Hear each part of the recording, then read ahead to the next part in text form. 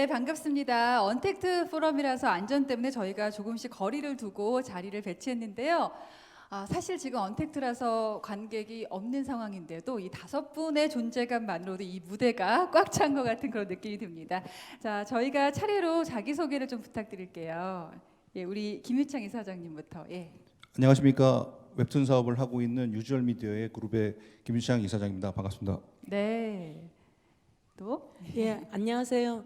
김비서가 왜 그럴까 웹툰을 제작한 제작사 YJ 코믹스의 김영주입니다. 제가 너무나 좋아하는 웹툰의 드라마인데요. 네. 예, 안녕하세요. 만화작가 김성호입니다. 반갑습니다. 이분이셨군요. 또. 예. 네, 안녕하세요.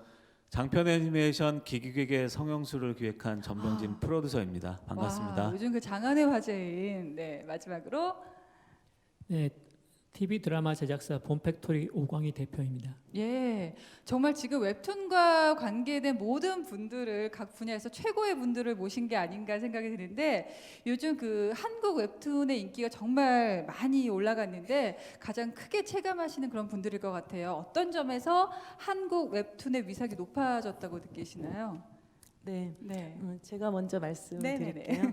아까 강조 코믹팬 부사장님이 웹툰에 대해서 이렇게 막 소개하실 때 기쁘게도 저희 회사 작품이 2개가 텐센트에서 보였더라고요. 그래요? 그래서 예. 그런 부분에서 네. 웹툰의 위상이 높아지지 않나 그 부분을 또 보여드렸고요.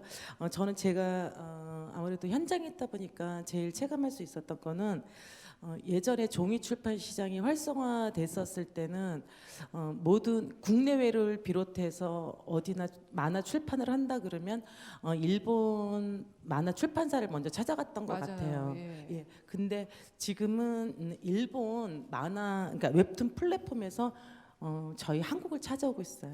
그래요. 네. 그래서 작년에도 일본 만화 전문 플랫폼에서 저희한테 김비서가 왜 그럴까와 유사한 장르의 작품을 기획해달라고 한 3번을 찾아와서 네. 같이 제안받고 뿌듯하셨겠어요. 예. 네, 기뻤습니다. 그리고 이제 또 하나는 더불어서 이제 해외에서 만화 플랫폼이 만들어질 예정이거나 이렇게 되면 저희 한국의 웹툰 제작사, 웹툰 플랫폼을 찾아오고 있습니다. 네. 이런 부분이 어떤 웹툰 플랫폼 시장에서의 한국이 점유해 나가고 있는 거, 성장하는 거를 보여주는 한 예라고 말씀드릴 수 있습니다. 네. 듣는데 왜 제가 자랑스럽죠? 예, 한 분 더 말씀해 주실 분 계실까요? 김영중 대표님은 지금 말씀을 하셨고 또 한 분 김성모 작가님한테 여쭤봐야겠다. 예. 그 웹툰이 우리나라 웹툰이 이렇게 활성화했다고 하는 거는 일단은 밖에 나가보면 알아요. 밖에 나가서 뭐 누구를 만나든 간에 네. 웹툰 작가다 그러면은 일단 딱 가오 있게 보거든. 그래서 일단 그런 것들이 많이 달라진 모습이라고 생각합니다. 바라보는 시선이 달라졌다. 네, 맞습니다. 예. 우리 김 작가님 보면 사람들이 뭐라고 하세요? 보통 반응이 어떠세요? 저는 보면은 다 건달로 봐요. 처음에는. 근데 웹툰 작가고 그렇게 되면 시선이 좀 틀려지죠. 이러면서 그런 걸 많이 느꼈습니다. 저 웹툰이 이렇게 잘 나가서 얼마나 다행인가요 싶습니다. 자, 웹툰 시장 경쟁이 매우 치열한데도요. 그 중에서 한국 웹툰이 유독 뭐 아까도 말씀하셨지만 주목받는 이유가 뭘까 좀 궁금해지는데 한국 웹툰만의 성공 DNA는 뭐라고 생각하실까요? 예, 우리 김육창님께 여쭤볼게요. 예. 제가 생각하는 그 성공의 DNA라는 거는 어차피 웹툰 산업이라는 것은 플랫폼의 경제거든요. 플랫폼이라는 것은 우리가 흔히 생각하는 네이버, 카카오 같은 유통 플랫폼도 생각할 수 있지만 결국에 공급의 플랫폼, 저는 교육을 얘기를 드리고 싶은데요. 교육. 우리나라의 그 웹툰 그 정기 교육이라고 불리는 학교도 그렇고 대안교육이라고 불리는 학원도 그렇고 이 공급 부분에 대해서 그 전 세계에서 어느 누구도 쫓아오지 못할 만큼 우리 교수님들이나 이렇게 하시는 분들이 만드시는 분들이 엄청나게 지금 쌓아 올렸고 그분들이 졸업하고 해서 첩첩이 쌓아 올린 그것들이 대한민국 그 웹툰 강국으로 만든 DNA가 아닌가 저는 그렇게 생각하고 있습니다. 예. 저도 웹툰계에 종사하는 한 사람으로서 저는 시대가 스타를 만들고 시대의 흐름에 따라서 변화한 미디어 환경으로서 만들어진 웹툰이라고 생각을 합니다.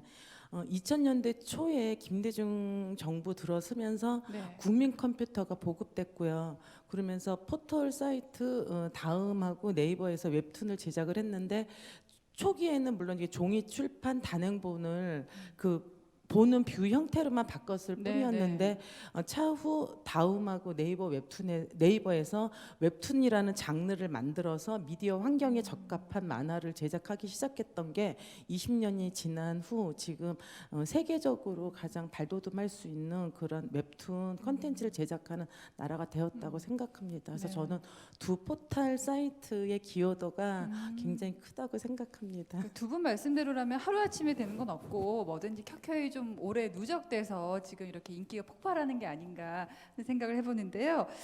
이건 개인적인 궁금증이기도 한데 아까 그 박종근 대표님이 태국은 좀 특수한 여러 가지 문화적 차이가 있다 웹툰에서도 이런 말씀하셨는데 어떤 나라에서 어떤 장르나 어떤 웹툰을 선호하고 인기가 있고 이런 게 다른지 좀 궁금한데요.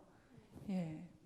두 분께서 얘기해 주시겠어요? 예. 제가 잠깐 얘기를 드리자면, 그러니까 말씀드린 대로 태국 시장 같은 경우는 보이스 러브 같은 아무래도 그런 성소수자들이 좀 많은 그런 나라다 보니까 BL 만화라고 불리는 그 우리나라에서는 비활성 장르라고 불릴 수 있는 그런 장르들, BL 만화라든가 그런 부분들이 상당한 인기를 얻고 있고요. 일본 시장 같은 경우는 학원 액션물이나 이런 부분들이 분명히 인기가 있는데 네. 제가 말씀드리고 싶은 거는 한국의 분명 웹툰 시장의 종주국이고 글로벌 스탠다드이기 때문에 한국에서 상위권을 하는 만화는 전 세계 어딜 가도 1등을 하고 있다라는 거를 말씀을 드리고 싶고 분명히 나라마다 장르상 이렇게 조금 차이는 분명히 있습니다. 저는 전 세계적으로 이렇게 선호하는 장르가 있다면은 시대를 막론하고 뭐 한 20년 전서부터 30년 전서부터 전 세계가 선호했던 장르는 저희 순정 쪽에서 보면은 로맨틱 코미디 장르인 것 같습니다. 네, 근데 이거는 진짜 이렇게 보면 스테디 장르로 해가지고 지금도 이렇게 판권문이 오거나 했었을 때 보면 제일 넘버원 순위가 국적 불문. 네네 예. 국적 불문, 예. 진짜 시대 불문, 네 이런 장르라 생각하고요. 그다음에 최근 들어서는 이렇게 로맨스 판타지 장르가 이렇게 스팟셀러로 해가지고 국내뿐만이 아니라 해외 플랫폼에서도 굉장히 인기를 얻고 있는데요. 네. 이게 이제 스팟셀러가 아니라 스테디셀러까지 갈런지 전 세계에 계신 독자 여러분들이 네. 같이 지켜봐 주세요. 예, 지금 제가 아까 잠깐 접속해 보니까 라이브 스트리밍으로 많은 분들이 함께하고 계시는데요. 여기다가 응원 댓글로 남겨주시고 많이 또 시청해 주시면 감사하겠습니다. 우리 김성모 작가님 예, 예. 웹툰만 연재하시는 게 아니라 지금 7개월 차 유튜버시라고요. 예, 유튜브 하고 있습니다. 예, 어떠세요? 좀 어렵잖아요. 이 웹툰을 그 요즘에 그 유튜브가 많이 활성화되고 해서 뭔가 다른 방향으로 뭐 웹툰을 갖다가 도전을 해보자 해서 했는데 약간의 그 시행착오도 있었고 그리고 어떤 그 희망도 보고 네. 그런 지금 상황인데 제가 이게 맞는 게 이제 극화 유튜브잖아요. 그런데 실제로 들어가 보니까 극화 유튜브보다는 좀 짧은 뭐, 유머스러운 네. 뭐 그런 뭐 짤툰이라든가 지금 나오는 거라든가 이런 어떤 유머스럽고 짧은 네. 그런 어떤 그 콘텐츠를 만드는 게 그게 중요하다고 좀 깨달았어요. 유튜브에서는 예, 예. 그래서 앞으로 그 유튜브에 그림을 그 웹툰을 갖다가 연재하려고 하는 그 후배라든가 뭐 그 작가들이 있다 그러면은 제가 지금 한 그 얘기하는 좀 이렇게 짧은 좀 유머스러운 뭐 독창적인 이런 쪽으로 나가는 게 좋을 것 같습니다. 지금 뭐 짧다는 그 분량 얘기를 하셨는데 제가 이렇게 보니까 일반 웹툰은 세로 보기로 이렇게 쭉 내려보는 형태잖아요. 근데 유튜브 지금 그 김성모 TV를 보니까 좀 배경 음악도 들어가고 화면이 좀 전환되는 스타일을 좀 많이 쓰시더라고요. 예, 예. 근데 아까 짧다는 거 말고도 혹시 유튜브만이 갖고 있는 어떤 특성, 뭐 이렇게 해야지 통하더라 이런 게 있을까요? 뭔가 좀 이게 시각적으로요. 시각적으로 뭔가 틀 수 있는 방법을 좀 고민을 해야 돼요. 네. 그 웹툰과 마찬가지로 좀 독특한 소재라든가 독특한 어떤 유행어라든가 말이라든가 이런 거 갖다가 생각을 많이 하시는 게 좋습니다. 굉장히 여러 가지 팁을 주셨습니다. 지금 라이브 스트리밍으로 아마 다른 웹툰 작가님들도 나도 좀 유튜브에 진출을 해볼까 고민을 많이 하실 것 같아요. 몇 가지 성공 팁을 좀 더 공개를 해주시죠. 해보니까 이런 게 제일 중요해. 일단 그 제작비가 많이 들어요. 제작비가. 네, 제작비가 많이 드니까 제작비를 충당할 수 있는 그런 여건을 웹툰에서 만드시고 그다음에 충분한 자본력을 가지고 접근하시는 게 예. 그게 가장 중요할 것 같습니다. 예. 지금 많이 좀 무대 앞에 계시니까 방청객들이 안 계셔도 약간 긴장될 수 있는데 제가 질문을 드리면 자유롭게 예, 어느 분이든지 참여하시면 되겠습니다. 지금 여러 제작사 대표님들도 함께하고 계시는데요. 웹툰을 SNS나 유튜브로 연재를 했을 때 어떤 장점이 있을까? 또 웹툰 작가들이 유튜브에 진출하는 것에 대해서 우리 제작사 대표님들은 어떤 생각 갖고 계실까 궁금한데요. 말씀해 주시겠어요? 예, 한번 제작해 보니까 어떻더라. 유튜브 저희 애니메이션 개봉을 했을 때 제일 많이 도움을 받았던 게 그런 유튜브와 같은 SNS 채널이었던 것 같습니다. 아, 그래서 가장 지금 강력한 홍보 툴이 SNS에 있기 때문에 작가분들이 직접 본인의 콘텐츠를 유튜브를 통해서 뭐 정기적으로 하시지 않더라도 네. 페이스북이라든가 뭐 인스타라든가 유튜브와 같은 이런 다양한 SNS 채널을 웹툰 작품의 홍보 채널로 적극적으로 활용하시는 것을 저는 추천을 드립니다. 예. 그리고 예상 외로 생각보다 웹툰 콘텐츠 자체에 그런 홍보의 티핑 포인트만 있으면 생각보다 비용은 안 들고도 할 수 있습니다. 이건 상대가 다른 얘기인데요. 아까 비용이 많이 드신다고 했는데. 예, 그러니까 이제 네. 채널 크리에이터로서 유튜브 채널을 계속 지속적으로 운영하시려고 하면은 네. 비용이 이제 지속적으로 계속 많은 돈이 필요하실 수 있는데 네. 작품에 대한 어떤 홍보, 그런 홍보성의 프로모션의 목적을 두신다라고 한다면은 짧은 시간 동안만 진행을 네. 할 수가 있거든요. 그런 부분을 좀 단기적으로 효과적으로 활용하실 수가 있다라고 네. 저는 추천을 드리는 쪽입니다. 예. 오광희 대표님은 이제 뭐 웹툰 작가들 이렇게 유튜브를 하거나 이런 것들이 또 드라마로 연결되고 뭐 그런 부분에 대해서 어떻게 생각하시나요? 지금 웹툰 작가는 그 자체로 이미 셀레브리티의 스테이터스를 이미 확보한 것 같아요. 그 대표적인 케이스가 이제 저희가 곧 방송을 앞둔 여신강림이라는 작품이 있는데 네. 그 여신강림을 쓰신 작가님이 야옹이 작가님이라고 이분이 이미 SNS에서 이미 스타세요. 맞아요. 예. 그러니까 어떻게 보면은 처음 저희가 이제 여신강림이라는 작품을 판권을 구매해서 작품을 준비를 할 때 항상 이제 팬들이 궁금해하시는 분이 그럼 캐스팅이 누구냐 누가 그 얘기를 역할에 캐스팅이 되냐 하는데 예. 이 문제는 뭐냐면은 이 야옹이 작가님의 그 미모를 뛰어넘는 연예인을 찾기조차도 되게 힘들 정도로 그래요. 그분이 갖고 있는 이 아우라나 이 인기가 굉장히 압도적이세요. 웹툰 작가가 스타가 되는 시대군요. 예. 이제는 캐릭터가 아니라. 그렇죠. 예. 이제는 크리에이터들이 스타로서의 입지를 확보하게 되고 이미 뭐 굉장히 많은 작가분들이 방송 출연도 많이 하시고 그래서 그분들 자체가 이미 컨텐츠가 되기 때문에 웹툰이라는 그 컨텐츠 자체가 좀 네. 여러 면에서 다른 부가적인 컨텐츠를 낳는 시장이 되고 있는 것 같아요. 지금 제가 이 정도인 줄 몰랐는데 웹툰 시장 규모가 1조 원을 넘어섰어요. 김유창 이사장님, 세계 시장에서 한국 웹툰의 수요를 측정해 볼 수 있을까요? 1조 원 기준으로 봤을 때 네. 물론 그게 되게 크긴 큰 건데 전체 만화 시장이나 웹툰 시장 기준으로 보면 한 20% 내외라고 보고 있고요. 그렇기 때문에 더 저희가 희망을 갖고 앞으로 예를 들면 대부분 만화나 웹툰 시장 하면 일본 만화 시장이 전 세계를 이렇게 다 좌우하고 있고 웹툰 기준으로만 보면 당연히 한국과 중국과 몇 개 안 되는 나라에서 이렇게 진행을 하고 있는데 네. 거기서는 당연히 뭐 우리나라의 그 사이즈 규모 수요 그러니까 이 1조 원 기준으로만 보는 게 아니고 네. 추세를 봐야 되기 때문에 추세를. 추세 기준으로 보면 우리나라가 지금은 20% 10% 20% 이렇게 언저리라도 나중에 되면 일본 만화 시장을 이렇게 건너뛰고 50% 이상 되는 그런 부분들이 분명 5년 10년 안에 되지 않을까 그렇게 생각을 하고 있습니다. 지금 일본이 차지하는 규모가 어느 정도인가요? 몇 일본이 퍼센트인가요? 전체 대부분 다 차지하고 계신다고 보면 되고요. 거의 다. 네.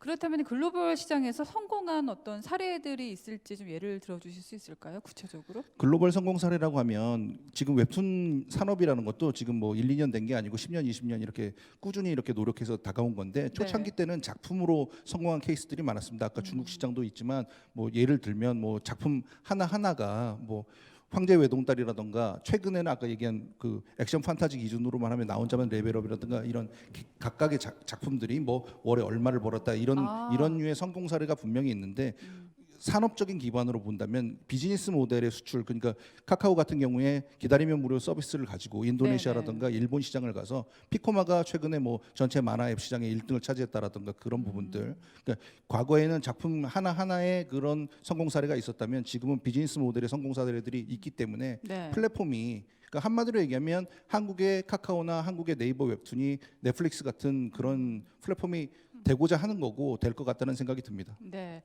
지금 라이브로 보고 계신 분들이 이것도 궁금하실 것 같아요. 김유창 이사장님한테 또 여쭤볼 수밖에 없는데 혹시 한국에서는 좀 인기가 저조했어요.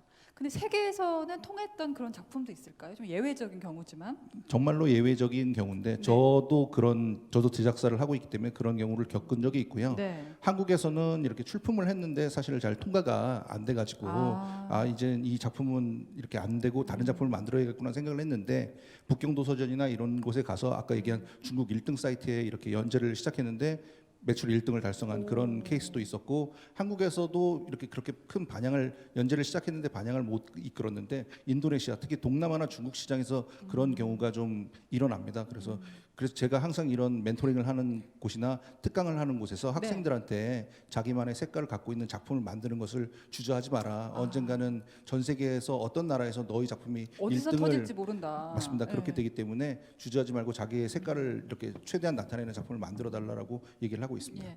자기만의 색깔 하니까 이분한테 여쭤봐야 될 것 같아요. 전병진 대표님, 기기 괴계 성형수. 와, 저는 그 작품을 보고요. 아, 이런 게 제작이 될 수 있다니. 장편 애니메이션이 제작이 된다니 너무 놀랐고요. 쉽지 않은 과정이었을 것 같아요. 그 좀 어려움도 있었을까요? 어려운 걸 얘기하려 그러면 뭐 오늘 하루 한도 종일 끝도 없네요. 한도 끝도 없지만 제일 어려웠던 거는 역시 이제 투자 자금을 모으는 게 가장 힘들었고요. 근데 이제 오늘 주제에 맞춰서 조금 더 강조해서 좀 말씀드리고 싶은 부분은 저희가 이제 투자를 제안을 할 때 투자를 하시려고 하는 쪽에서는 항상 근거들을 제시하기를 바라시거든요. 그러니까 터지는 근거가 뭐냐. 네, 이 작품이 인기가 있다고 하는데 음. 그럼 인기가 있으면 얼마나 인기가 있는 작품이고 이게 어느 정도의 성공 가능성이 있을지를 한번 수치적으로 근데 그걸 보여달라라고 했을 어떻게 때 보여드려요? 예. 근데 국내 웹툰 플랫폼들에서는 이 작품이 조회수가 어떻게 된다라든지 네. 순위가 어떻게 된다라든지 이런 객관적인 수치화된 발표를 하지를 않아요. 아. 그래서 저희가 그냥 막연하게 네이버의 인기 웹툰입니다 뭐라든가 카카오에서 아주 대박이 난 작품입니다라는 네. 설명에 이제 평점이 몇 점입니다 정도는 할 수가 있는데 네. 이 정도 외에는 우리가 객관적으로 이제 투자자나 해외 쪽 특히 이제 해외 쪽에서 더 이런 것들을 많이 요구를 하거든요. 네. 그랬을 때 우리가 보여줄 수 있는 근거 데이터가 너무 이제 부재하다라는 부분이에요. 그게 그래서 힘드셨구나. 예. 좀 저희가 어떻게 보면 이런 통계라든가 수치적인 발표를 중국보다도 좀 보수적으로 안 하는 편인데 좀 웹툰 업계가 이 부분은 좀 개선을 한다면 네네. 저희 같이 애니메이션이나 드라마나 게임을 하는 그 2차 컨텐츠를 제작하는 입장에서는 네. 굉장히 도움이 될 것 같습니다. 지금 보고 계신 분들 가운데서 네이버나 카카오 관계자분들께서는 이 부분을 이게 참 어렵다고 하니까 꼭 반영을 해주셨으면 좋겠습니다. 근데 이 기기괴계 성형수가 어느 정도 인기냐면 홍콩과 대만에서 박스 오피스 2위. 예, 특히 해외 시장에서 더 반응이 좋은 것 같아요. 그 흥행에 성공할 수 있었던 가장 큰 이유는 뭐였다고 보십니까? 네, 이게 2014년도에 기획을 했던 프로젝트인데요. 그 국내에서는 잘 아시는 것처럼 이제 애니메이션 내수 시장이 굉장히 작거든요. 그렇기 때문에 항상 기획을 할 때는 작은 내수 시장을 어떻게 커버할 것인가 그 대안책에 대한 고민들을 하게 되는데 그 당시에 이제 가장 좀 핫했던 시장이 중국이었던 것 네. 같아요. 검증되진 않았지만 마치 옛날에 그 엘도라도 같이 중국에 가면 뭐가 되게 굉장히 큰 돈이 막 들어올 것 같은 그런 분위기였어 가지고 중국 시장을 먼저 일단 조사를 해봤습니다. 네. 그래서 중국의 만화 시장을 조사를 해보니까 한 축은 좀 섹시한 로맨틱 코미디 장르, 한쪽은 이제 호러나 미스테리 같은 장르 두 가지 장르가 이제 그 당시에 인기의 축이었었고요. 네. 그 중에서 이제 섹시한 로맨틱 코미디 장르에서는 그때 마침 한국 작품이 또 대박이 나는 작품이 또 있었어요. 국내에서는 잘 알려지지 않았던, 잘 모르는데 중국에선 대박이 났던 그런 작품도 있었지만 작품과 그쪽 성향을 검토를 해보니까 중국에서만 인기가 있을 것 같더라고요. 한국에서나 그 다음에 특히 일본이나 다른 해외로 가게 되면 네. 인기는 없을 것 같다. 그래서 어. 이쪽 장르를 포기를 하고 오. 호러나 미스테리 쪽 장르를 이제 더 분석을 해봤더니 중국 사람들이 의외로 이런 쪽은 저희보다 더 그 강한 것들도 잘 소화를 하더라고요. 오히려. 네. 그래서 일단은 이제 그쪽 장르를 먼저 목표 설정을 하고 이 장르가 또 가진 장점이 뭐냐면 한국뿐만 아니라 이제 뭐 동남아시아, 뭐 유럽, 미주까지도 골고루 팬들이 퍼져 있는 장르거든요. 예. 그래서 서브컬처 마켓이 존재하는 그런 장르이고 가장 이 영화라든가 이런 2차 컨텐츠에서 뭐 엄청나게 큰 돈을 벌어들이진 않지만 항상 돈이 어느 나라든 그 소비가 이루어지는 그런 장르의 마켓이었어요. 그래서 저희는 이제 그 프로젝트의 기획의 목표를 그러면 시장 전략을 3가지 카드를 가지는 것으로 정한 거죠. 3가지 카드. 네, 첫 그래서 번째는, 첫 번째는 작지만 내수 시장, 내수 시장, 두 번째는 대박이 날 수도 있을 것 같은 중국 시장, 중국 시장. 그 다음에 세 번째는 조금 앵벌이를 하더라도 글로벌하게 골고루 수익을 걷어보자. 네. 그래서 이제 3가지 카드에 맞는 작품을 거꾸로 이제 한국 웹툰에서 골라봤습니다. 그래서 이제 해당되는 작품들을 다 조사를 해보니까 그 당시에 기기괴괴라는 웹툰만 유일하게 오리지널 작품이었어요. 그래서 작가님의 이제 아이디어라든가 스토리텔링 능력이 이제 다른 작품들에 비해서 월등하셨고, 네. 그래서 저희가 이제 판권 계약을 했었는데 저희가 판권 계약을 하고 한 3, 4개월 후에 성형수라는 에피소드가 중국에서 SNS를 통해 가지고 어마어마하게 이제 이슈가 됐던 맞아요. 상황이었습니다. 그런 상황이 이제 저희가 이제 그래도 중국에서 이 정도면 어느 정도 이상은 뭐 먹히겠다라고 예. 생각했는데 그걸 아주 완전히 점프를 해버린 거죠. 예상보다 더. 예, 그래서 제가 기억하기로는 아마 아직까지도 중국에서는 이제 가장 유명한 한국 웹툰이 기기괴괴일 거고, 그 정도인가요? 네, 그건 웹툰으로서 소비됐다기보다는 네, 그냥 애니메이션. 사회 문화적으로 약간 신드롬 같이 그냥 퍼져가지고 맞아요. 저희가 이제 뭐 기기에게 중국에 그 당시에 이렇게 뭐 투자 제안서 같은 거나 이렇게 들고 가면 네. 설명을 할 필요는 없었어요. 그냥 이렇게 딱 알고 내놓으면 보고 그냥 안다고 아. 하면서 이제 바로 본론으로 들어갈 수 있을 정도였거든요. 그래서 이제 그 3가지 카드 전략을 가지고 저희가 이제 프로젝트를 시작했는데 뭐 아시다시피 이제 사드가 터지면서 이제 조금 저희 프로젝트도 이제 완전한 그 롤러코스터를 타버렸죠. 그래서 아깝다. 제작 기간이 한 6년 정도 걸렸고요. 네. 근데 그 당시에 성형수 에피소드가 중국에서만 인기 있었던 게 아니고 중화권과 동남아까지 거의 전체적으로 커버를 했었습니다. 그래서 저희가 올해 9월 달에 국내에서 극장 애니메이션으로 개봉을 했을 때 네. 국내에서도 굉장히 반응이 좋았지만 대만과 홍콩에서는 그 예전에 이제 성형수 웹툰의 팬층이라든가 인지도가 있었던 그 층이 굉장히 폭발적으로 움직였어요. 그래서 대만과 홍콩에서는 박스 오피스 2위도 올라가고 1위가 테넷이었으니까 저희가 이제 거기는 넘지는 못했습니다. 네. 근데 홍콩이 관객 수가 7만 명이 넘었거든요. 그 홍콩의 인구 대비해서 비교해 봤을 때 네. 진짜 엄청난 이제 홍콩에서도 그쵸, 홍콩은, 폭발적인 네. 반응이 있었던 거죠. 그리고 이제 대만의 경우에도 통상적으로 저희가 이제 한국 영화들이 저희 정도 되는 작품이 좀 판매될 거라고 예상되는 금액이 한 4-5배 정도를 이제 비딩이 붙어가지고 저희가 네네. 이제 팔 수가 있었고 흥행 성적도 이제 그만큼 잘 나왔습니다. 그래서 얼마나 이제 이 뿌듯하셨을까요? 예. 금액을 말씀드리긴 좀 아직은 좀 그렇고요. 아직은 예, 좀 그 흥행 저희만 살짝 수익이 공개해 주시죠. 계속 아래수로 이제 들어올 예정이거든요. 앞으로도. 네. 그래서 이제 계속 그 부분은 이제 좀 들어올 건데 음. 저희가 총 해외 7개국에 판매를 했고 선판매가 이렇게 극장 한국 애니메이션이 미리 선판매된 거는 아마 거의 저희가 최초 사례인 것 같습니다. 그리고 특히 지금 이제 저희가 아직 그 좀 걸려 있어가지고 구체적으로 말씀은 못 드리는데 뭐가 걸려 있나요? 이제 공개할 수 있는 비밀 정보에 유지 좀 조항이 걸려 있나요? 비밀 유지 조항이 있어가지고 일본에도 이제 최근에 계약은 했습니다. 그래서 애니메이션의 종주국이 일본인데 네. 그 한국 애니메이션에 대한 어떻게 보면 좀 약간 밑으로 보는 그런 경향들이 좀 있었는데 이번에는 저희가 오히려 일본 쪽에서 오퍼를 받고 네네. 일본에 진출하는 그런 사례를 이제 만들게도 됐습니다. 예. 그래서 처음에 아까 말씀드렸던 그런 어떤 세 가지 전략 중에 네. 중국을 제외하고는 어느 정도 다 성공을 하고 있는 사실 상황입니다. 중국도 뭐 사드만 아니었어도 더 네, 큰 중국이 홍콩과 대만 사례를 놓고 봤을 때 엄청 인기가 홍콩 많았어요. 사례나 그 정도를 중국에다 그냥 살짝 대입만 해도 아 정말 이제 큰 돈이 벌 수 있었던 기회가였던 것 그러게요. 좀 같습니다. 아깝네요. 저희가 왜 강남 스타일 인기였을 때 어디 가나 뭐 외국 가면 Do you know 싸이 말했는데 이제는 뭐 Do you know 기기괴괴라고 해야 되나 영어로도? 아, 중국에서는 네. 이제 성형수, 그러니까 네. 중국 발음은 이제 정용액이라는 한자를 쓰는데 네. 그 타이틀로 다 어. 잘 알려져 있습니다. 제가 발음은 잘 모르겠지만 앞으로 어딜 가나 그걸로 통하는 시대가 지금 이미 시작이 된 것 같습니다.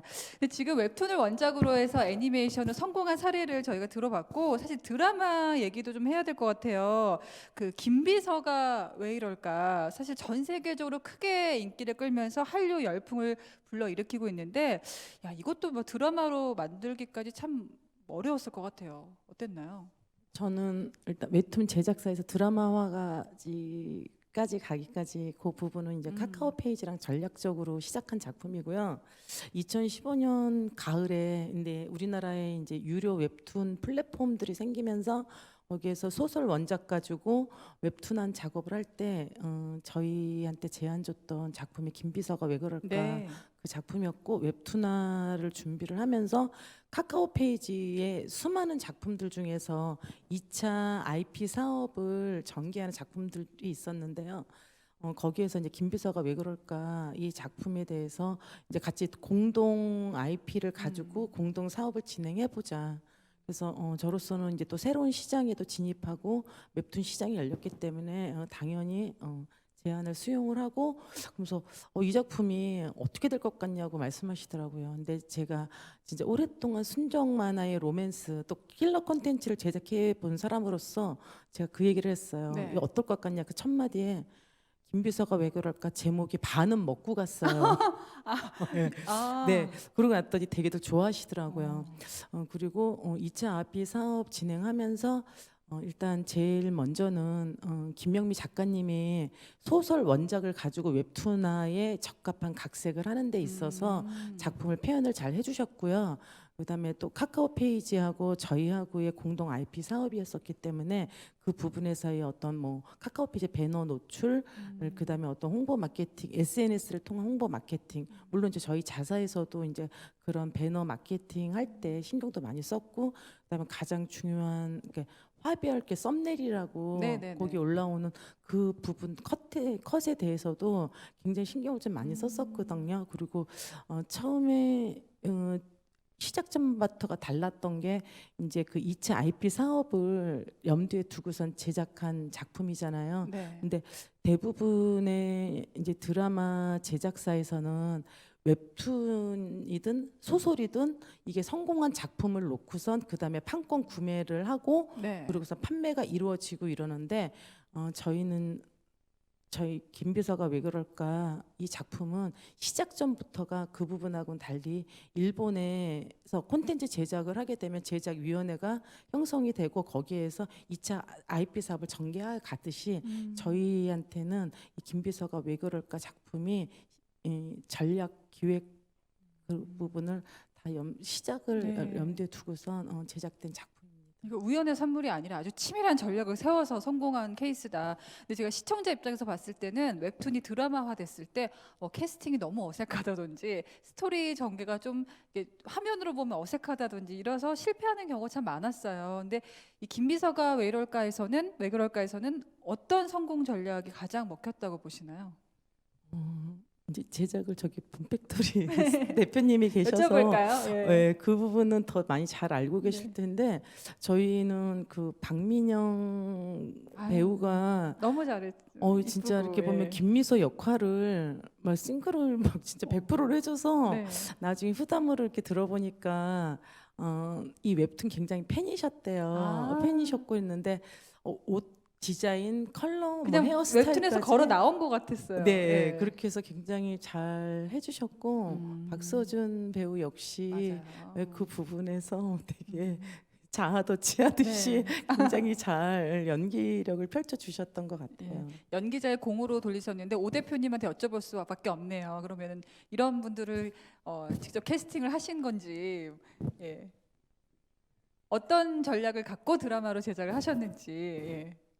사실 솔직히 말씀드리면 저는 김비서를 왜 그럴까를 제작하기 전에는 그 웹툰을 IP 대상으로 보질 않았어요. 저는 사실 개인적으로 웹툰을 뭐 재미로 많이 소비를 했지 그 제 소재를 웹툰에서 찾겠다라는 생각을 가지고 웹툰을 본 적은 본 거는 김비서가 처음이었어요. 아, 근데 이제 제가 굉장히 친하게 지내는 후배가 그 카카오 페이지에 있었고 그 친구가 저한테 이제 카카오 페이지 IP 중에서 열 몇 개를 저한테 보내주면서 이 중에서 드라마타이즈 할 만한 게 있느냐라고 저한테 물어봐서 제가 이제 쭉 봤죠. 보다가 쫙쫙쫙 다 넘어가다가 김비서를 보는 순간 저는 느낌 완전히 아, 삘이 꽂혔었어요.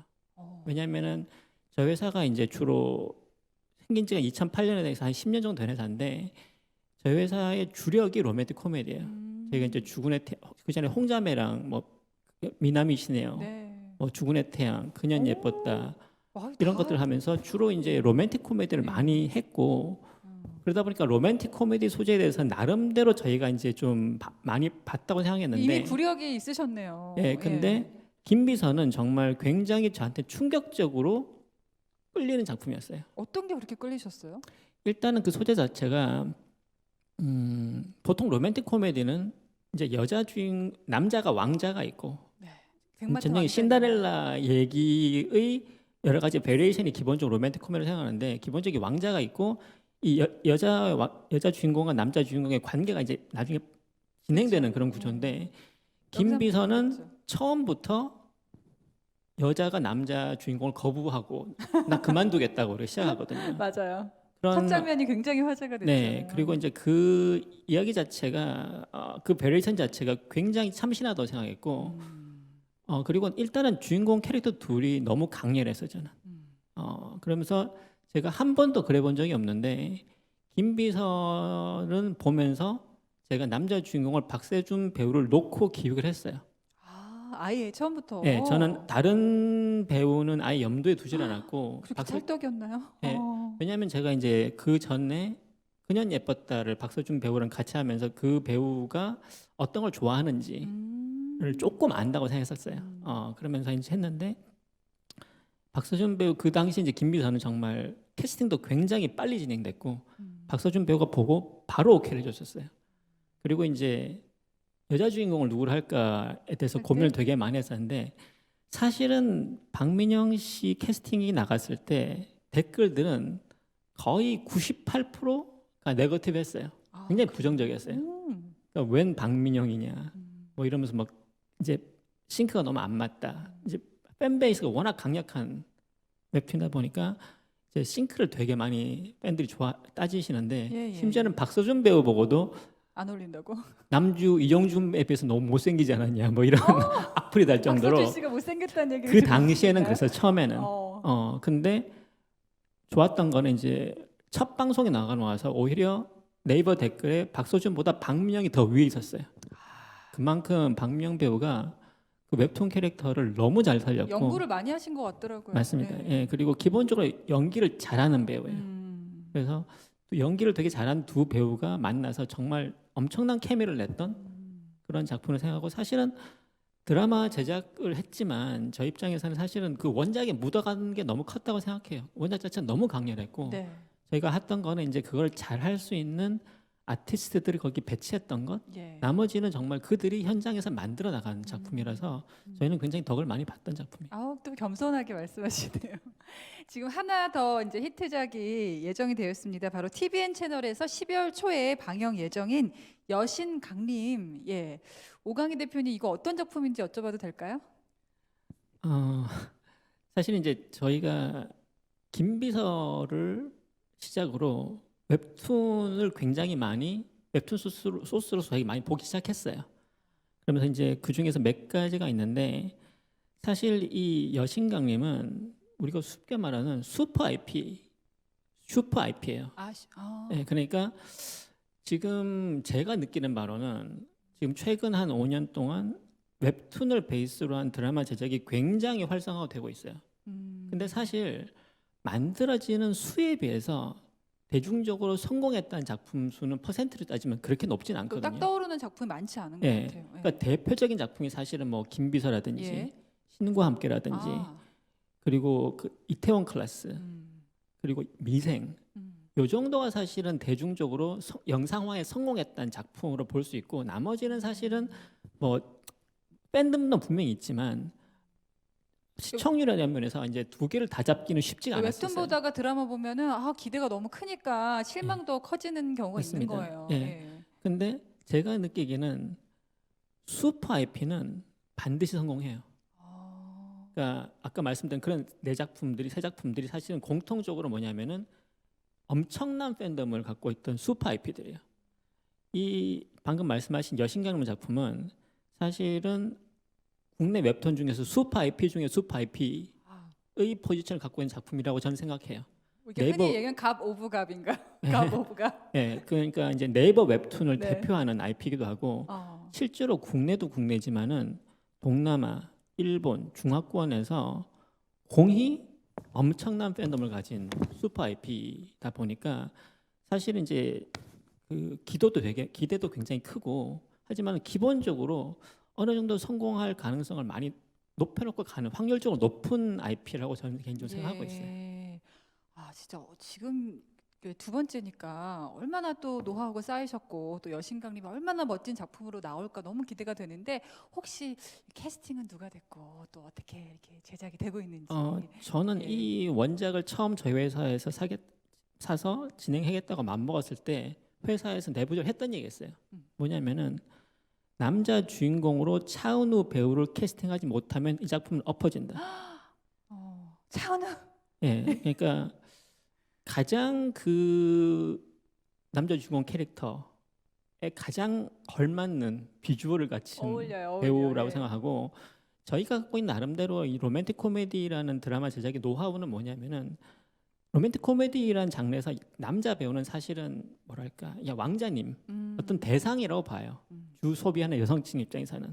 그리고 여자 주인공은 가급적이면 첫 번째 연기를 잘하고 여자 시청자들이 공감할 수 있고 호감을 갈 수 있는 그런 배우들을 캐스팅하는 게 저희 나름대로 노하우였어요. 예.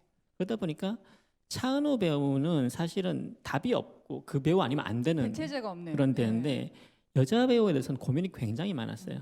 왜냐하면은 이게 난이도가 있는 게 그 웹툰 주인공이 사실은 외모 때문에 컴플렉스가 있는 고등학생이 화장을 통해서 여신으로 거듭나서 아 어렵다. 결국은 자기 인생을 찾아가는 얘기인데 예. 사실 이 못생긴 여자 배우를 찾는다는 게 거의 불가능하거든요. 그리고 못생김과 예쁨을 동시에 소화해야 되는 맞습니다. 거잖아요. 예. 맞습니다.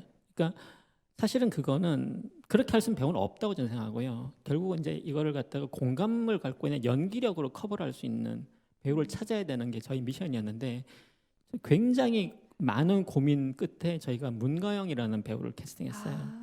네, 문가영 배우는 저희가 과거에 제가 이제 작품을 두 개를 같이 하면서 네네. 이 배우의 연기력 나이 대비 아주 뛰어난 연기를 갖고 있고 이 역할에 굉장히 잘 어울리지 않을까라고 기대를 좀 했는데 이제 지금까지 나온 편집본을 봤을 때 역시. 저는 굉장히 만족하고 있어요.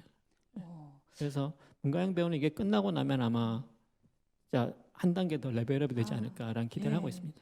예, 문가영 씨. 네. 근데 저는 문가영 씨가 연기 잘하는 건 아는데 못생김을 어떻게 소화했을지 상상이 잘 안 되는데요. 못생기면 화장으로 커버했습니다. 화장으로. 하지만 못생김에 걸맞게 또 연기를 해야 되니까 맞습니다, 맞습니다. 그 어려웠을 것 같습니다. 혹시 김비서 드라마가 이제 성공을 거두면서 예전에는 웹툰을 갖고 드라마 한다고 할 때 투자를 받기 어렵다든지 인식이 좀 아직은 좋지 않다든지 이런 부분이 있었을 텐데 어때요? 이제 캐스팅을 하시거나 투자 받으실 때 이번에는 좀 다르더라. 여신강림 해보니까 이번에는 좀 다르더라 하는 부분이 있었을까요? 지금 드라마 업계에서는 웹툰은 지금 하나의 현상인 것 같아요. 그러니까 과거에는 이 정도 가지고 100억씩 들여서 드라마를 만들겠냐 이런 얘기가 많았는데 지금은 어떻게 보면 살짝 과열의 느낌이 들 정도로 오히려.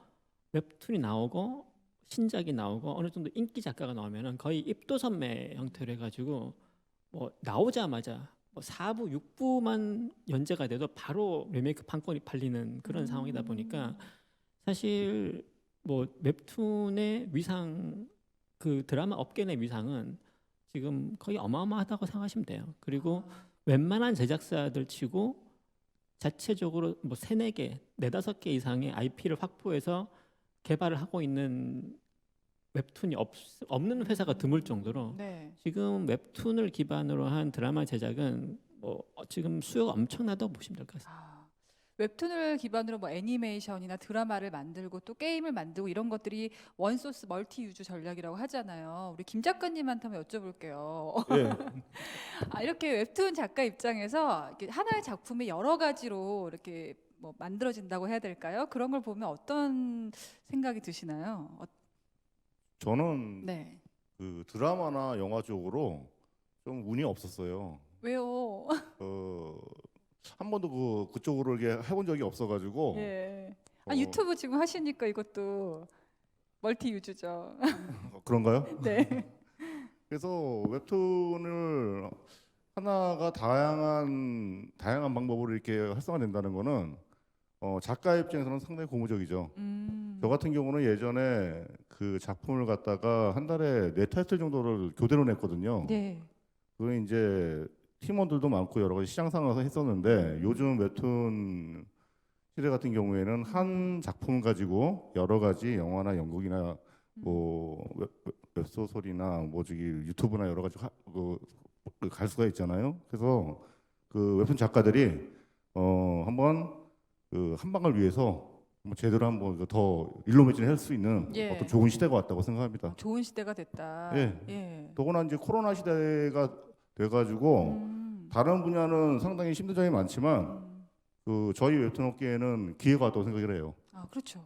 그래서 이 기회를 놓치지 말고 네. 그 물 들어올 때 노조를 하고 더 열심히 하는 어떤 계기가 됐으면 좋겠습니다. 제가 김 작가님의 작품도 빨리 드라마로 이따가 좀 얘기 좀 연락드리겠습니다, 좀 제가. 알려주세요. 아, 전 대표님한테도 한번 여쭤보고 싶어요. 이렇게 OSMU 전략 이런 것들이 웹툰 시장에 어떤 영향을 준다고 생각하시나요? 저는 이제 애니메이션 업계에 주로 입장에서 생각을 해보면은 일본의 경우를 보면 만화와 가장 밀접한 콘텐츠 장르가 애니메이션 분야거든요. 그리고 콘텐츠의 성격이나 이제 내용적으로도 유사성도 많고 독자나 이제 시청자층이 이제 많이 중복이 되기도 하고 그런 어떤 가장 강점이 있는 장르가 이제 애니메이션이라고 생각은 하는데 국내의 경우에는 국내 애니메이션 업계는 이제 유아동 쪽에 많이 좀 치중이 되어 있습니다. 이제 그러다 보니까 청소년 이상의 애니메이션 작품들이 이제 잘 안 나오기도 하고 시장도 작고 그렇지만 이제는 조금 과거의 패러다임에서 변화가 일어나고 있지 않나라는 생각을 웹툰 덕분에 하고 있습니다. 아, 웹툰 덕분에. 예, 이게 기존의 만화를 애니메이션으로 한다라고 했을 때는 어디까지나 이제 국내를 한정하는 어떤 로컬 마인드의 기획에 머물러 있었다라고 한다면은 지금은 웹툰 자체가 IP로서 한국뿐만 아니라 글로벌하게 인기를 얻고 있는 그 새로운 시장이 나오고 있거든요. 네. 그래서 웹툰의 글로벌화라는 거를 적극적으로 2차 콘텐츠 업계에서도 적극적으로 이제 전략적으로 추진해야 될 포인트라고 보고 있습니다. 그래서 국내에서 시장이 작지만 이제 웹툰 원작 IP가 글로벌하게 시장을 형성한 그 시장에서의 2차 콘텐츠 시장을 노리자라고 좀 노릴 수 있는 그런 애니메이션 작품들 또는 영상 프로젝트들이 좀 이제 시각이 좀 글로벌하게 넓어질 수 있는 그런 기회의 시대가 오고 있지 않나라고 네, 네. 생각하고 있습니다. 자, 이렇게 웹툰의 OSMU 전략에 대해서 혹시 뭐 첨언하실 분 계신가요? 또 뭐 의견 더 있으시거나? 예. 저는 또 이제 김 비서가 왜 그럴까 가지고 설명을 드리게 되는데요. 그러니까 2016년 6월달에 이제 첫 론칭하고 그 당시에 그 한 주에 18만 명의 열람수가 됐었을 때 어떤 기록이었어요. 한 주예요? 네네. 근데 지금은 사실 이제 더 많은 유저들과 네. 독자들로 해서 그 기록을 이제 넘어는 섰는데 그 당시 굉장히 센세이션했고요. 네. 근데 이제 이것 이 컨텐츠가 이제 또 중국으로 가서는 텐센트에서 10억 뷰를 치솟아 올라갔는데 네. 저희도 아까 이제 말씀하셨던 것처럼 사드 영향도 좀 받았었고요. 예, 그랬는데 지금 또 이제 아까 말씀하신 이제 뭐 이제 2차 IP 이렇게 했는데 김비서가 왜 그럴까가 국내에서 드라마로 이제 방영이 됐잖아요. 네. 근데 해외에서 2차 리메이크 판권으로 문의가 들어오고 있고 이게 또 리메이크 되는 거예요? 네네. 와. 근데 중국 텐센트에서 네. 해가지고 소설이랑 같이 해서 카카오 페이지랑 3사 공동 해가지고 그래서 일단 판매가 됐고요. 그다음에 지금 이제 인도네시아에서도 제안이 들어와서 또 이제 저희는 가면 늘 함께 가거든요. 네, 소설과 네, 함께. 네. 그래서 지금 이제 계약 협의 거의 마무리 중이고 아, 예, 그리고 또 하나 더 자랑하자면 지금 자랑 이제 더 하세요. 일본에서도 지금 한국 드라마 자체가 인기를 누리고 있는데요. 그쪽에서도 이제 리메이크 쪽으로 조금 관심 있어 해서 네. 열심히 영업을 하고 있습니다. 네. 그래서 조금 더 글로벌 컨텐츠로 조금 세계화하는데 한류열풍 하는데 김비서가 왜 그럴까가 네. 굉장히 크게 한몫 할 거라 생각을 하고 예. 있습니다. 아, 그러니까 저는 OSMU 하면은 한 웹툰이 드라마 되고 애니메이션 되고 영화 되고 이런 정도 생각했는데 이게 또 리메이크가 될 수 있으니까 와, 앞으로는 김비서가 각국마다 있을 것 같은데요. 예, 각국마다 김비서가 있을 것 같아요. 근데 얼마 전에 한불 수교 기념 행사에 문재인 대통령하고 그 프랑스 정부 관계자들이 참석한 자리에서 네. 김비서가 왜 그럴까 그 OST가 거기에서 연주가 됐다는 얘기를 또 듣고 뿌듯하셨겠어요. 진짜 좋았어요. 와. 대표님 좋으시겠어요. 감사합니다. 내년에 세계 웹툰 포럼에서는 세계 각국의 김비서도 만날 수 있었으면 좋겠네요, 현장에서. 자, 이제 마지막 질문이 될 텐데요. 앞으로 글로벌 시장에서 한국 웹툰이 성장하기 위해서 어떤 것들이 필요한지 마지막으로 제가 한 말씀씩 다 들어보도록 하겠습니다. 우리 김 이사장님부터. 네. 먼저 이런 좋은 자리 이렇게 불러주신 한국만화영상진흥원에 감사드리고요. 제가 마지막으로 이렇게 할 말을 해야 된다라는 걸 고민을 해봤었는데 네. 좀 사업을 하고 있다 보니까 그런 시장 아까 얘기한 대로 저희가 2013년도, 2014년도부터 웹툰이 유료화를 겪으면서 1,500억 정도에 되는 그런 규모의 시장이 6배, 7배가 커져서 지금 1조 원 시장이 됐거든요. 근데 앞으로도 5년 뒤 혹은 10년 뒤에 메인스트림이 돼가지고 5조 시장, 10조 시장으로 가야 된다고 생각하고 와. 지금까지는 저희가 열심히 해서 1조 시장을 만들었으니 이제 또 우리 새로 이렇게 나오는 신인 작가들이나 이런 새로 사업하시는 분들하고 같이 또 열심히 해서 앞으로 5년 뒤, 10년 뒤에 5조 시장, 10조 시장을 만드는데 또 열심히 하도록 하겠습니다. 네. 예, 저는 이렇게 웹툰 제작사로서 이렇게 말씀을 드리자면요, 저는 일단 저희 웹툰 작가가 되고 싶어 하신 분들 아니면 이미 이제 웹툰 작가가 되셨는데 아직 어떤 대표 콘텐츠를 못 만드셨던 분들 이렇게 말씀드리고 싶은 건 소설 원작 가지고 김비서가 왜 그럴까 같은 그런 좋은 콘텐츠를 만들 수 있거든요. 그래서 본인 스스로 원작 콘텐츠에 대해서 좀 거부 반응을 가지고 계신 분들이 계시는데요. 이제 세상이 바뀌었어요. 세상이 그리고 트렌드도 바뀌었어요. 바뀌었어요. 맞아요. 그래서 그거 따라서 같이 그냥 원작 소설이 있는 걸 가지고선 한번 본인 스스로 업그레이드 할 수 있는 그런 콘텐츠를 제작할 수도 있거든요. 그래서 그런 부분에서 선입견을 벗었으면 하고요. 그리고 이제 또 한 가지는 아까 얘기했던 대로 이제 뭐 로맨스 판타지가 잘 되고 또 로맨스 코미디가 잘 된다고 해서 나하고는 좀 결이 안 맞는데 그 장르를 꼭 할 필요는 없어요. 그냥 내가 가장 잘 표현할 내가 수 있는 잘하는 거, 거. 내가 잘 만들 수 있는 거, 네. 그 장르를 선택을 해가지고 제작을 한다면 여러분들도 세계의 시장에 나가는 글로벌 콘텐츠 만드는 네. 일인이 될 수 있다 생각합니다. 그래서 웹툰 작가 여러분들 응원합니다. 자, 우리 김 작가님 응원 받으셨으니까요. 아 예. 저는 현재 그 웹툰 업계가 글로벌화가 나름대로 많이 되고 있다고는 생각하는데 진짜로 정말 크게 글로벌 치는 작품이 나오려면은 큰 그림을 그려야 됩니다. 지금 그 신인 작가분들이나 지금 제 또래 작가나 저보다 밑에 그 중진 작가나 큰 그림이라는 게 뭐냐면은 극화 만화가 나와야 돼요. 그 예전 일본에서 뭐 드래곤볼이나 슬램덩크가 아직까지도 회자되잖아요. 그렇듯이 좀 이 선이 굵은 작품, 모든 그 세계의 독자가 봤을 때 좀 심장이 벌렁벌렁한 막 그런 작품 있잖아요. 보면은 네네. 저걸 어떻게 이겨? 막 이런 어떤 액션 초극화로 가는 그런 액션이 하나 시트를 쳐줘야 정말 글로벌화가 완성이 된다고 생각하고 있습니다. 그래서 보다 더 노력해 주시기 바라겠습니다. 저도 노력할게요. 네, 예. 감사합니다. 네, 또 전 대표님. 예, 저는 그럼 조금 다른 말씀을 좀 드려야 될 것 같은데요. 이게 크리에이티브적인 측면에서 봤을 때 그 자기 복제가 너무 좀 심해지고 있거든요.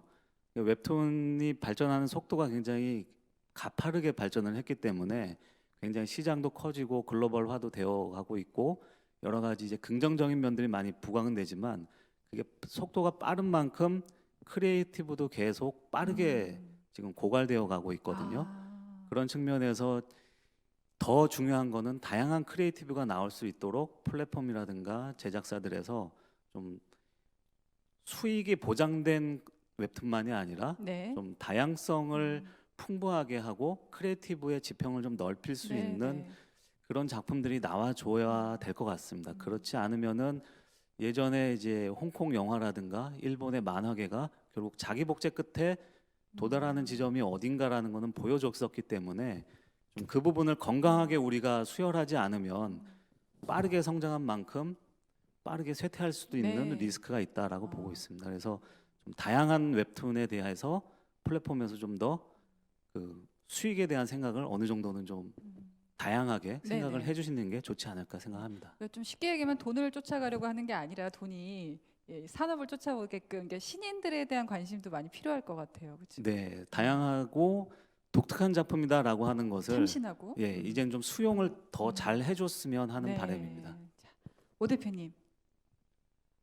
제가 작년에 미국 출장을 갔을 때 거기서 이제 현지에서 헐리우드를 좌지우지하는 현지 제작사분들 그리고 에이전시들을 몇 군데를 만나서 미팅을 한 적이 있었는데 거기 미팅에서 굉장히 놀라운 얘기가 났었어요. 네. 뭐냐면은 그들 중에 한 명이 한국에는 웹툰이란 게 있다며 하면서 그러니까 그분들은 정말 헐리우드의 가장 먹이사슬 가장 높은 데 위치하신 분들인데 자기들이 그런 얘기를 하면서 네. 나 그거 봤어. 어. 아직 못 봤단 말이야.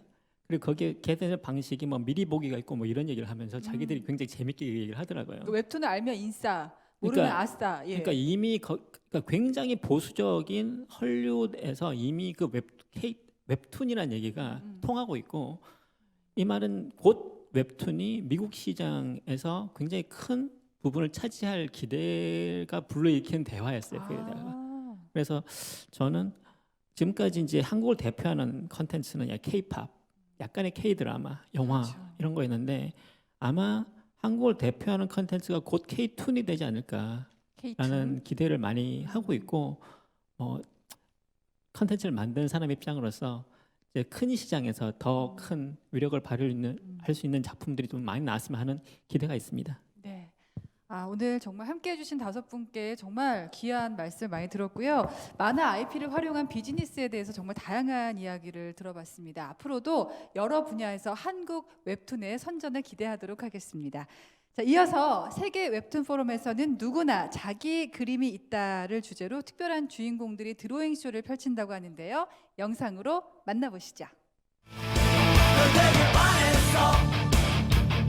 화려한 조명 속에 빛나고 있는 내게 반했어 웃지 말고 대답해봐 넌 내게 반했어 뜨거운 토요일 밤의 열기 속에 넌 내게 반했어 솔직하게 말을 해봐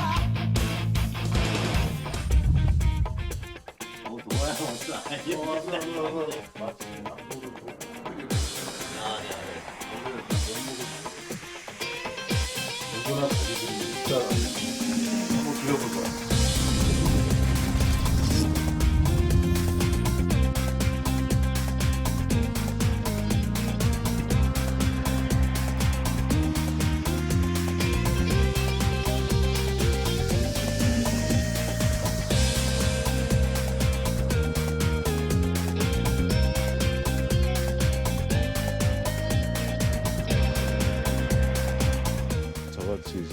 평생을 만화만 그렸던 사람과 그리고 평생을 음악을 했던 사람이 같이 협업을 해서 하나의 그림을 완성한다면 어떤 느낌일까?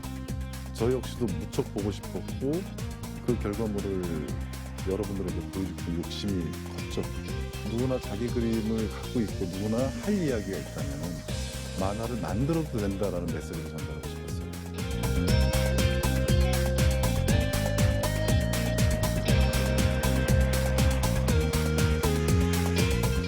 처음에 제가 제안을 받았을 때 드렸던 대답이 형 망하고 싶으세요 라고 말씀드렸는데 처음엔 조금 당혹스러웠는데 형이 그림도 보시지도 않고 그냥 한번 그려봐 라고 뭔가 재밌는 게 나올 것 같다고 하셔가지고 네, 그러면 나만의 색깔로 그냥 내가 할 수 있는 한도 내에서 재밌는 그림을 한번 그려보자 해가지고 그 제안을 받아드렸어요.